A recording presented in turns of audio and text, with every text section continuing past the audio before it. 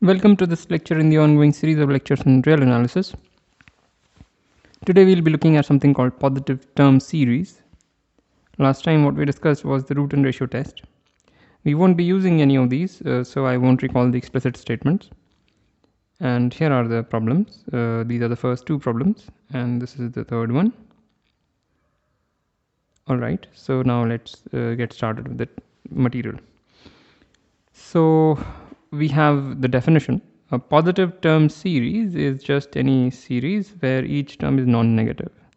So it should really be called non-negative term series, but I think this is easier to pronounce at the very least. So anyway, that is the definition of positive term series, and we'll use the abbreviation PTS, positive term series. All right, so now we have a very simple lemma, is that a positive term series is convergent if and only if what happens? The sequence of partial sums is bounded. So that's what the lemma says. Okay, and when the sequence of partial sums is bounded, the sum of the series is nothing but the supremum of the partial sums. So let me say why this is true. This is really a trivial lemma. So first of all, we have a positive term series. So what we have is that the sequence of partial sums is an increasing sequence. So we observe that this is an increasing sequence. Or let me say non-decreasing sequence.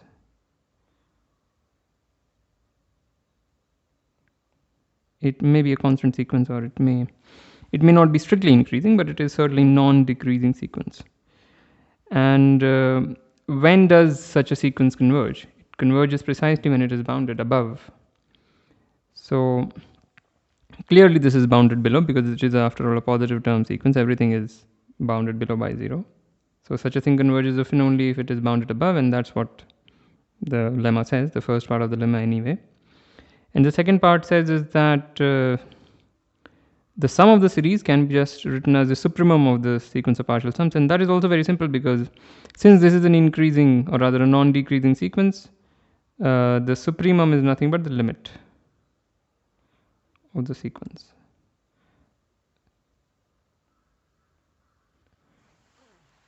And this is defined as the sum of the series when the series converges. So that's it. I mean, there's nothing to this lemma, but it is a good idea to at least enunciate it separately. All right, so let's go further.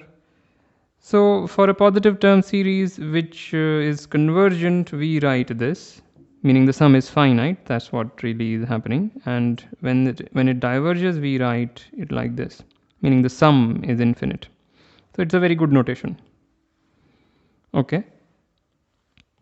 And in either case, notice that this sum, quote unquote, is nothing but the supremum. So if the sequence of partial sums is unbounded, then the supremum is infinite, and therefore this is divergent, and that is how we write or encode the divergence in notation. And if the sequence of partial sums is bounded, then the supremum is bounded, and therefore writing this is cogent. Alright, so far nothing very interesting has happened. But let us see one example of a series that we should have probably looked at earlier. This is a positive term series, but let me just show that this is finite, as opposed to the harmonic series. The harmonic series was this one. This we saw is divergent, and hence we can write this. But interestingly, this guy converges, and that's what we are going to show. It's a simple proof, but I would say not exactly trivial. Okay, so let Sn be the nth partial sum.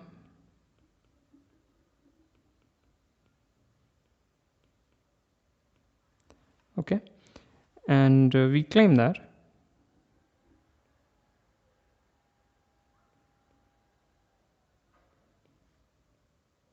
Sn is at most 2 for all n. So that would show that the sequence of partial sums is bounded, and therefore by the previous lemma, this series would converge. Alright, so indeed we have Sn plus 1 is equal to 1 plus k equals 2 to n plus 1 upon k square. Just a little bit of manipulation. So this is at most 1 plus summation k equals 2 to n plus 1 upon k minus 1 times k. So why is that? This is simply because this guy is strictly less than that guy. That's all. So therefore, we have another trick. The thing that comes next is actually this sum, or rather a difference.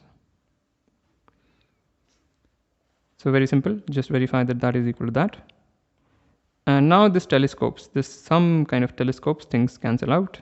So what we get is this thing is equal to 1 plus 1 minus 1 upon n plus 1. So this thing is that sum, which as we promised is at most 2. And that's it, that's the proof of the convergence. What it converges to is not so simple to calculate. However, just for general knowledge, I won't be doing this, but for general knowledge, this thing is actually equal to pi square by 6.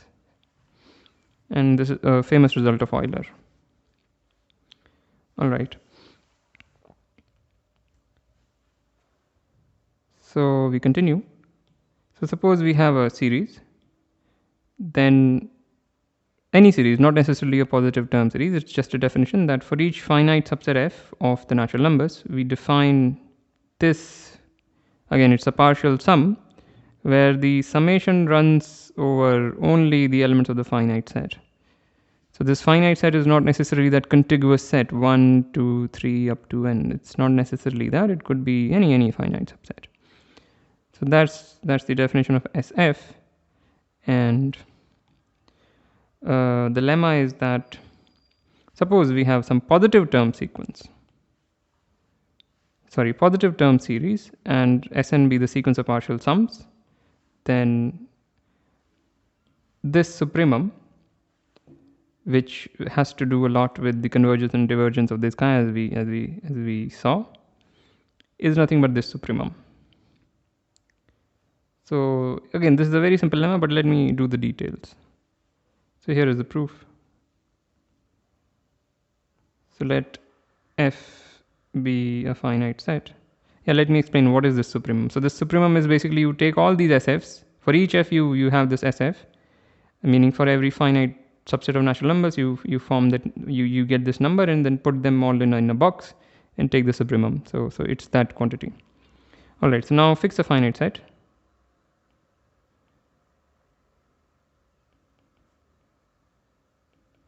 So then it's a very simple observation that SF is at most S max F. So max F is the natural number in F which is of greatest size. And this follows simply because we have a positive term series, that's all. And this is actually nothing but a partial sum. So this is the max fth partial sum. Okay, so therefore this is less than equal to supremum over all partial sums. This is a particular partial sum, so it's at most the supremum over all partial sums. And since this is true for all f, we get supremum SF is at most this thing. So one inequality we have for the reverse direction, let n be fixed, then Sn is equal to S of this finite set. It's precisely equal to that, which is of course less than equal to supremum over all finite. So let me write it this way. Okay, maybe it's fine. So yeah, okay, fine. So let me just write it this way. And here we understand that this thing is nothing but, so the supremum is running over all finite sets. It's a shorthand for that thing. Okay, and since this happens for each n, we get supremum over Sn, supremum over n.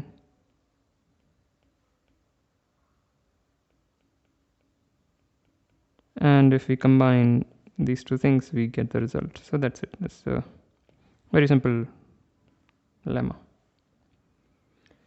Okay, maybe one can stare at it one more time, and now let's move on. So it has some very simple corollaries. Suppose we have some positive term series, then we have two equivalent things. One is that it converges, and the other thing is that the supremum over all these kinds of partial sums over finite subsets is finite. And this is nothing but what we just did. We saw that this is equal to supremum Sn because we are working over a positive term series. And this was the previous lemma, that this quantity is equal to that quantity, and this thing is nothing but the limit. So yeah, so rest of the story we've already covered. Okay, so that's why this lemma holds, or rather this corollary holds. And then we have another corollary, is that this is very interesting actually. This is the reason why we are actually doing this lecture, is that suppose we have a positive term series and we have a bijection of the naturals with the naturals. So we have permuted the natural numbers. We have disturbed the ordering of the natural numbers in some way, but it's a bijection. It doesn't lose information, so to say. So then something very interesting happens. So then if we define this rearranged sequence, so we have the sequence an, and after we have a bijection, we have another sequence given by this. So there's nothing complicated happening, but interestingly, both these series have the same sum. So if the first one converges, then the second one converges, and the sums are equal. And if the first one diverges, then the second one diverges. And it is important that we are working over a positive term series. So any rearrangement, so this kind of thing is called a rearrangement of rearrangement of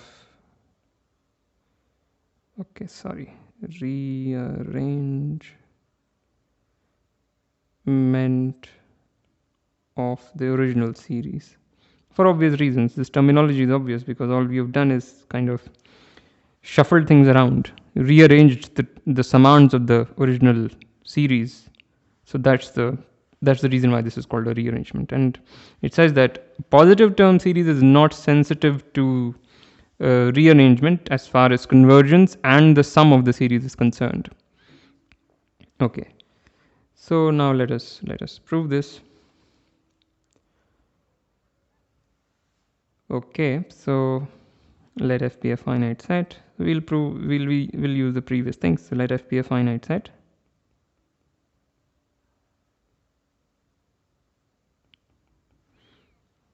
Then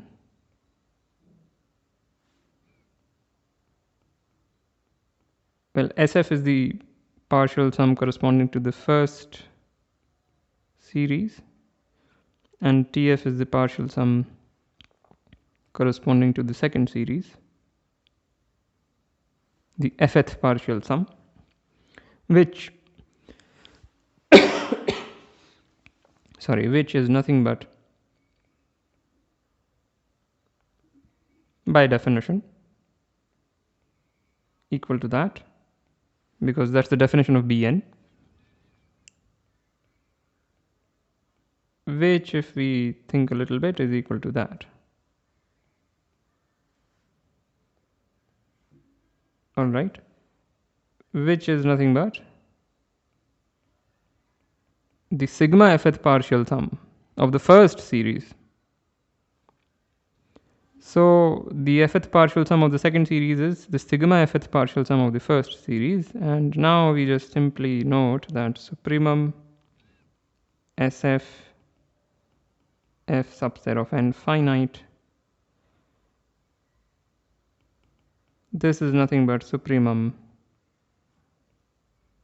S sigma f subset over n finite. Because as you run over all finite subsets, sigma f also runs over all finite subsets of natural numbers.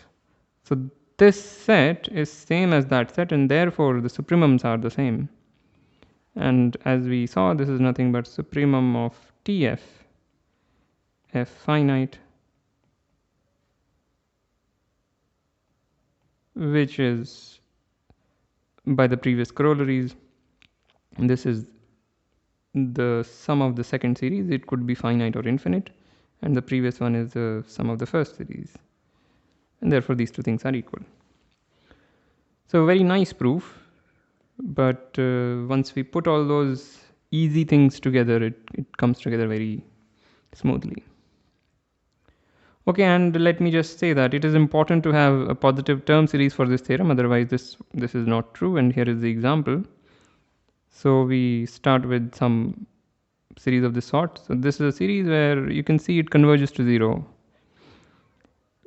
So yeah, so this is an exercise. This series has the sum equals 0, meaning the sequence of partial sums converges to 0.